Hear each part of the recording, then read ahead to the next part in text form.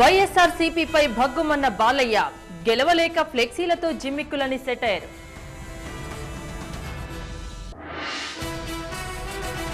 ఆదిలాబాద్లో భానుడి ప్రతాపం వడదెబ్బకు అల్లాడుతున్న జనం.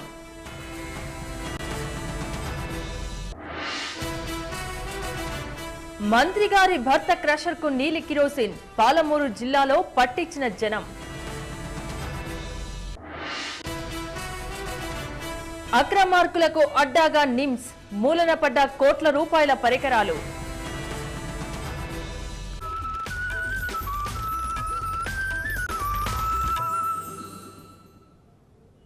కృష్ణా జిల్లా పర్యటనలో బాలకృష్ణ వైఎస్ఆర్సీపీపై భగ్గుమన్నారు. వైఎస్ఆర్ బొమ్మకు ఓట్లు పడవని ఎన్టీఆర్ బొమ్మను ఫ్లెక్సీలో పెట్టుకుంటున్నారని విమర్శించారు. తన బొమ్మను ఫ్లెక్సీలో పెట్టుకోవడాన్ని జూనియర్ ఎన్టీఆర్ ఖండించాలన్నారు. లేకపోతే జరగబోయే పరిణామాలను ఎదుర్కోవాల్సిందే అన్నారు. కొడాలి పార్టీ వీడడం వల్ల లాభమే జరిగిందని వ్యాఖ్యానించారు. నగదు బదిలీ పథకం డిజైన్ చేసింది లోకేషన్ అని మరోసారి గుర్తు చేశారు. బాబా ఆదేశిస్తే ఎక్కడి నుంచైనా పోటీకి సిద్ధమని స్పష్టం చేశారు. అదే దేవుడు బొమ్మ అనుకోండి, అది వేరు, మనం పెట్టుకుంటాం, పూజిస్తాం.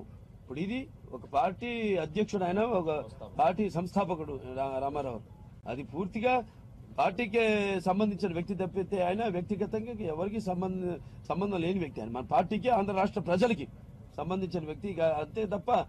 ఇప్పుడు ఎలా ఉందంటే ఇవాళ రామారావు పార్టీ బొమ్మ పెడితేనే మనకు ఓట్లు రాలుతాయి, రాజశేఖర రెడ్డి గారు బొమ్మ పెడితే ఓట్లు రాలు అని వాళ్ళు తెలుసుకుంటారు బహుశా అలా. బట్ ఏదైనా అది సరైన పద్ధతి కాదు, అది చట్టబద్ధంగా కూడా అది సరైన పద్ధతి కాదు. అది ఆయన ఖండించాలంటూ, మరి ఆయన ఖండించాలి, అది చూద్దాం. చెప్తాం, ఖండించమని చెప్తాం తప్పకుండా. ఖండించకపోతే దాని పరిణామాలు కూడా ఎవడన్నా దాన్ని ఫేస్ చేయాల్సింది. చెప్పడం కూడా చెప్తామండి, అది ఆయన సొంత విషయం. దాన్ని బట్టి ఆయన ఏం చెప్తారు దాన్ని బట్టి కదా. లేదండి, దూరంగా ఎందుకు పెడతాను? టీడీపీ పట్ల అంటే ఆయన షూటింగ్ లో ఆ గొడవలో ఉన్నాడు కదా. ఏదైనా అర్హత వయస్సుతో సంబంధం లేకుండా పార్టీ కోసం కష్టపడే ఎవరినైనా పార్టీ గౌరవిస్తుంది, గుర్తిస్తుంది. అది నేనైనా కావచ్చు, ఎవరైనా కావచ్చు. వాళ్ళ అబ్బాయిలు కావచ్చు, రామారావు వ్యవస్థాపకుడు, ఆయన బిడ్డలు మేము కావచ్చు, ఎవరైనా కావచ్చు. వాళ్ళ పార్టీ కోసం కష్టపడి మమేకమై కార్యకర్తలతో అందరితో ప్రజల కష్టాల్లో పాలు పంచుకునేవాడే ఎవరైనా అర్హత వయసుతో సంబంధం లేకుండా పార్టీ గౌరవిస్తుంది. ఎంతవరకు నేను ఎక్కడికి వెళ్ళినా అన్ని జిల్లాల నుంచి కూడా అక్కడి నుంచి నన్ను పోటీ చేయమని అందరూ అడగడం జరుగుతుంది. ఏమిటన్నది తర్వాత మేము నేను ఏమనుకోలేదు. అది నేను చంద్రబాబు నాయుడు గారు మేము డిస్కస్ చేసుకుని దాన్ని బట్టి ఆయన మా ఎక్కడి నుంచి అవసరం అన్నది ప్లస్ పార్టీ ఆదేశాలకు మేరకు నేను తప్పకుండా మేము అనుకున్న ఎక్కడి నుంచి అయితే మేము అనుకుంటాం అక్కడి నుంచి నేను కంటెస్ట్ చేస్తాను. మాకు నాయకుడు పార్టీ అధ్యక్షుడు చంద్రబాబు నాయుడు గారే. రేపు పార్టీ అధికారంలోకి వస్తే ముఖ్యమంత్రి చంద్రబాబు నాయుడు వచ్చిందే పోవడానికి, అవకాశం ఇప్పుడు వస్తే పోవద్దామని. ఇంక దాన్ని ఏంటి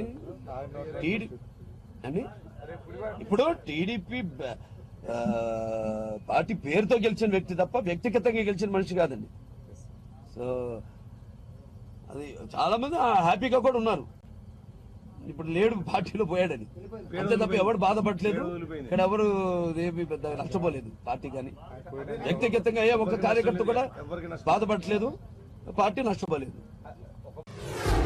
అటువంటిది ఇప్పుడు మన లాస్ట్ వాళ్ళ పోయిన ఎన్నికల్లో మేనిఫెస్టోలో మనం నగదు బదిలీ పథకం ఉందనుకోండి. ఇప్పుడు మొత్తం ఒక జాతీయ స్థాయిలోనే కాంగ్రెస్ ఇప్పుడు మొదలుపెట్టింది దాన్ని. ఇప్పుడు ఓకే, అది ఒక ఆయన ఆలోచన. సో అలా ఎవరికైనా వాళ్ళు బాధ్యత వాళ్ళ స్థాయిని బట్టి వాళ్ళు పార్టీ కోసం కష్టపడినప్పుడు తప్పకుండా పార్టీ గుర్తిస్తుంది. తెలియదండి, అది ఆయన నన్ను అప్రోచ్ అయితే నేను ఆలోచించి అంటే విషయాలు తీసుకెళ్ళడం జరుగుతుంది. ఏదైనా నిర్ణయం ఉన్నది పార్టీ నిర్ణయానికే కట్టుబడి ఉంటుంది. ఆయన ఏ పార్టీ అని చెప్పిందండి? అదే చెప్పలేదుగా, పార్టీ తెలుగుదేశం అని చెప్పి రాజమండ్రి అనలేదుగా. రోజుకో పార్టీ పేరు చెప్తుంది. Okay sir. ఈరోజు ఇక్కడ ఒక మహత్తరమైన కార్యక్రమం తెలుగుదేశం పార్టీ చేపట్టడం, అందరి ఈ అభిప్రాయ సంతకాల సేకరణ, ముఖ్యంగా ఈ విద్యుత్ కోత మీద, అలాగే విద్యుత్ ధరల ఛార్జీలు పెంపకాల మీద ఈ మొదలుపెట్టిన ఉద్యమం, సంతకాల ఉద్యమం ఇక్కడ మా అమ్మగారు ఊరు ఈ కొమరవోలు నుంచి మొదలు కావడం, అందులో మొదటి సంతకం నేను చేయడం అనేది చాలా సంతోషంగా ఉంది. ముఖ్యంగా సంతోషం కంటే ఉద్దేశంతో అయితే ఈ కార్యక్రమాన్ని చేపట్టారో, ఎలా ఈ ప్రజలు ఈ కరెంటు కోతతో, అలాగే ఈ కరెంటు రేట్ల పాలమూరు జిల్లాలో ప్రజా పంపిణీ పక్కదారి పట్టింది. పేదలకు చేరవలసిన నీలి కిరోసిన్ బడాబాబుల పరిశ్రమలకు చేరుతోంది. మంత్రి డీకే అరుణ భర్త భరత సింహారెడ్డికి చెందిన క్రషర్ కు ప్రభుత్వం నీలి కిరోసిన్ సరఫరా చేస్తున్నారు. గత కొంతకాలంగా సాగుతున్న ఈ అక్రమ భాగోతం ఎట్టకెలకు బట్టబయలైంది. స్థానికులు భరత సింహారెడ్డి క్రషర్ వద్ద నీలి కిరోసిన్ ట్యాంకర్ ను పట్టుకుని పోలీసులకు అప్పగించారు. అయితే పట్టించిన వారిపైనే కేసులు నమోదు చేశారు పోలీసులు.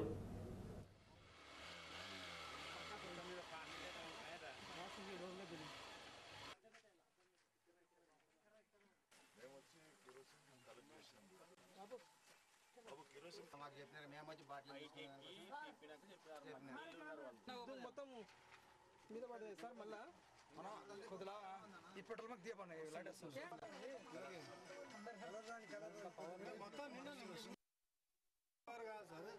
ఇది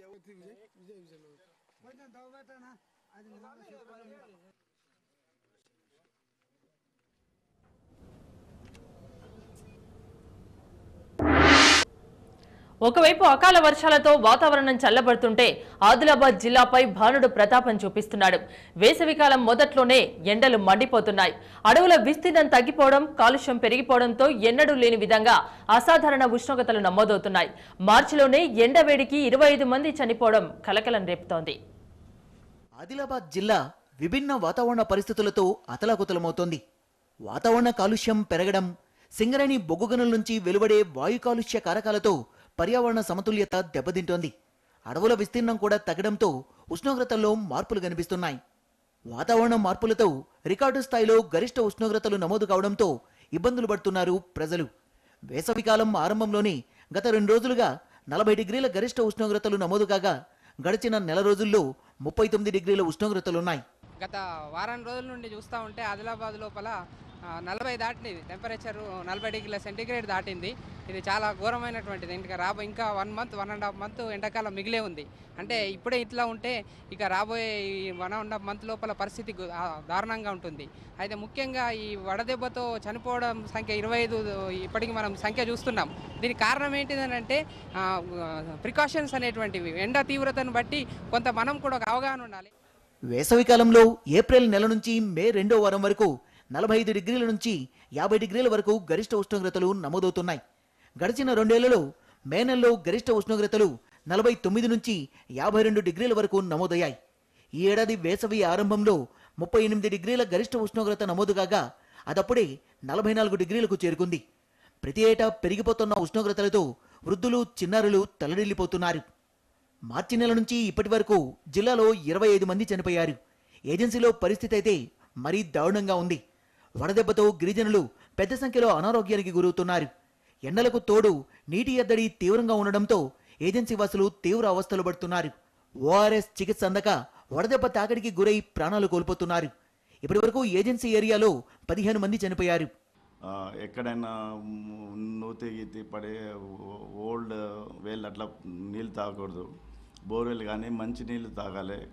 దానివల్ల మనకి డహేరియా కానీ వామిటింగ్ రాకుండా మనం కాపాడుకోవాలి. ఇంకా ఒకటి, మన ఎండ ఎక్కువ ఉంటే కనుక మన బాడీ నుంచి నీళ్ళు ఎక్కువపోయి స్వెటింగ్ వచ్చి డిహైడ్రేషన్ అవకాశం అయి చనిపోయే అవకాశం ఉంటుంది. కనుక మనము కొద్దిగా జాగ్రత్తగా ఉండి ఎండలో మధ్య ఎక్కువ ఎండలో పని చేయకుండా పాటించాలి. గత 2 ఏళ్లుగా వేసవి ఆరంభంలోనే గరిష్ట ఉష్ణోగ్రతలు 38 డిగ్రీలు నమోదవుతుండడంతో జనం తల్లడిల్లుతున్నారు. మార్చి నెల చివరి వారం నుంచి ఇప్పటి వరకు 43 డిగ్రీల గరిష్ట ఉష్ణోగ్రతలు నమోదయ్యాయి. ఉస్మానియా గాంధీలో శవాల దందా సంచలనం రేపింది. కానీ నిమ్స్ లో అలా కాదు, ఏకంగా ప్రాణాలతో చెలగాటం. ఏదో ఒకటి పెట్టేసి కుట్టేస్తే చాలు, చూడొచ్చిందెవరు అనే నిర్లక్ష్యంతో కొందరు స్టంట్ బాగోతం నడిపారు. మరికొందరు కోట్లు ఖర్చు చేసి 100 వెంటిలేటర్లను కొని మూలన పడేశారు. అక్రమార్కులంతా కలిసి నిమ్స్ ప్రతిష్టను భ్రష్టు పట్టిస్తున్నారనే ఆరోపణలు వెల్లువెత్తుతున్నాయి. ముందు దగా వెనుక దగా కుడి ఎడమల దగాదగా అన్నట్లుగా తయారైన నిమ్స్ అవినీతి బాగోతంపై ప్రత్యేక కథనం.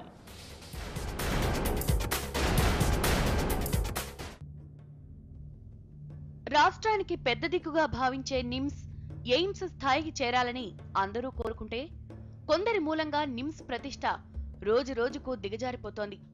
పదవులు మొదలు పరికరాల కొనుగోళ్లు వరకు అడుగడుగునా దగా దగా దర్శనమిస్తోంది. వైద్యో నారాయణో హరి, డాక్టర్ దేవుడితో సమానమంటారు. కానీ నిమ్స్ లో అలాంటి దయగల డాక్టర్లు ఎందరున్నారో ఏమో గాని కొందరి కక్కుర్తి వల్ల హాస్పిటల్ ఇమేజ్ డ్యామేజ్ అయిపోతోంది. స్టంట్ల కొనుగోల్లో కంపెనీలతో లాలూచీ పడ్డ కేసులో అడ్డంగా బుక్కైన ఓ డాక్టర్ జైలుకెళ్లి బెయిల్పై బయటకొచ్చారు. దొరికారు కాబట్టి ఆయన గుట్టు బయటపడింది. దొరకని ప్రబుద్ధులు ఇంకెంతమందో. డబుల్ జీతం కోసం డబుల్ డ్యూటీ చేసే డాక్టర్లు కొందరైతే నిమ్స్ లో ప్రిస్క్రిప్షన్ రాసి టెస్ట్లకు బయటకు పంపే డాక్టర్లు ఇంకొందరు. ప్రైవేట్ హాస్పిటళ్లు, ల్యాబ్ల ఏజెంట్లు నిమ్స్ డాక్టర్ల రూమ్లని అడ్డాగా చేసుకుని బిజినెస్ చేస్తున్న వైనాన్ని TV9 ఇటీవలే వెలుగులోకి తెచ్చింది.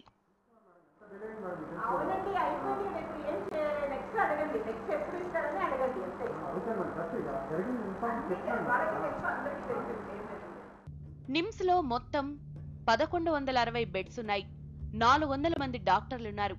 రోజుకు 1800 నుంచి 2500 వరకు పేషెంట్లు వస్తూ ఉంటారు. ఎప్పుడు 90% మంది ఇన్ పేషెంట్స్ గా ఉంటారు.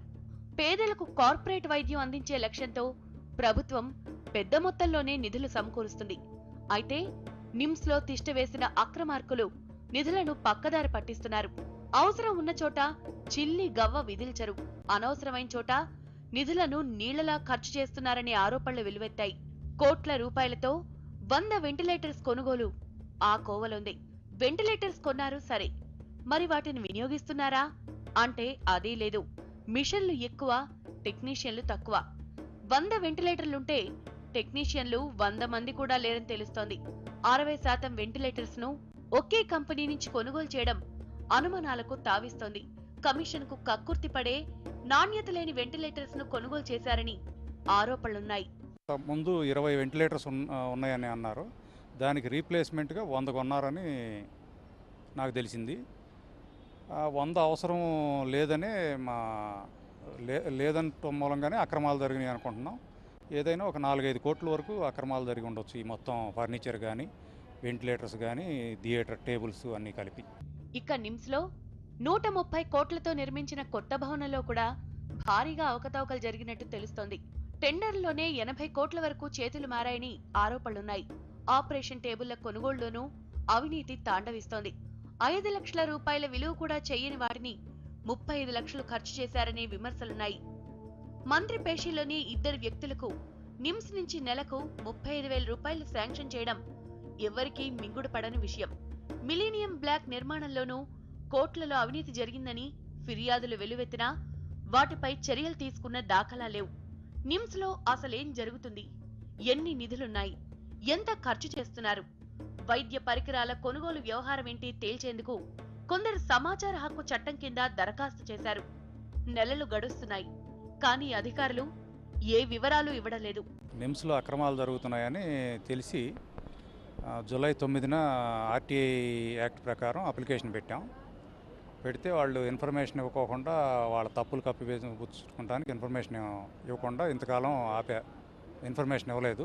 ప్రైవేట్ ల్యాబ్లతో నిమ్స్ డాక్టర్ల మిలాఖాత్, వెంటిలేటర్ల కొనుగోలులో అక్రమాలు, నిధుల దుర్వినియోగంపై TV9లో ప్రసారమైన కథనాలతో సర్కార్ స్పందించింది. నిమ్స్ డైరెక్టర్పై వైద్య మంత్రి ఆగ్రహం వ్యక్తం చేశారు. అంతే, అధికారులు హైడ్రామా క్రియేట్ చేశారు. ఏజీ ఆఫీస్ నుంచి 3 అధికారులను పిలిపించి నిమ్స్ లో ఎలాంటి అవినీతి జరగలేదని ప్రభుత్వానికి ఓ నివేదిక సమర్పించారు. ఇంత జరిగినా నిమ్స్ డైరెక్టర్ తీరు మాత్రం మారడలేదు. కొందరిని క్రిమినల్ కేసుల నుంచి తప్పించేందుకు వైద్యం పేరిట నిమ్స్ ను వారికి విడిదిగా మార్చిన వైనం గతంలో సంచలనం రేపింది. పేషెంట్లను జలగల్లా పీడించే వార్డు స్థాయి సిబ్బంది మొదలు బాసుల వరకు అవినీతి మహా ఇంపుగా మారిందనే విమర్శలు వెల్లువెత్తాయి. నిమ్స్ లో అవినీతి రాజ్యమేలుతుందని స్పష్టంగా కనిపిస్తున్నా సర్కార్ సరైన చర్యలకు ఎందుకు వెనకాడుతుందని జనం ప్రశ్నిస్తున్నారు. నిమ్స్ అవినీతి లీలలపై లోకాయుక్తకు ఫిర్యాదులుందాయి. డిసెంబర్ 12న లోకాయుక్తలో ఫిర్యాదు చేశాం. మెయిన్గా ఈ operation theatre tables, ventilators, furniture కావాల్సిన దానికంటే ఎక్కువ కమిషన్ల కోసం కొన్నారని ఫిర్యాదు చేశాం. ఇన్ఫర్మేషన్ ఇవ్వట్లేదు కాబట్టి లోకాయుక్తను ఎంక్వైరీ చేసి వాళ్ళ మీద క్రిమినల్ చర్యలు తీసుకోమని కోరాం. అటు మానవ హక్కుల సంఘం కూడా ఈ వ్యవహారంపై ఆగ్రహం వ్యక్తం చేసింది. సమగ్ర విచారణ జరిపి నిందితులపై క్రిమినల్ చర్యలు తీసుకోవాలని కూడా ఆదేశించింది. ఈ క్రమంలో సరైన టైంలో సరైన నిర్ణయం అనే లాజిక్ తోనే నిమ్స్ ప్రక్షాళనకు సర్కార్ పథకం సిద్ధం చేసినట్టు తెలుస్తోంది. నిమ్స్ డైరెక్టర్ విషయంలో గతంలో హైకోర్టు చేసిన సూచనలు సహా తాజా ఆరోపణలు పరిగణలోకి తీసుకుని తిరుగులేని ఆపరేషన్తో నిమ్స్ లో అవినీతికి చెక్ పెట్టేందుకు యత్నిస్తుందా, లేక లైట్ గా తీసుకుని మరో స్కామ్ కు ఊతమిస్తుందా, అక్రమార్కులకు చెక్ పెడుతుందా? వేచి చూడాలిక.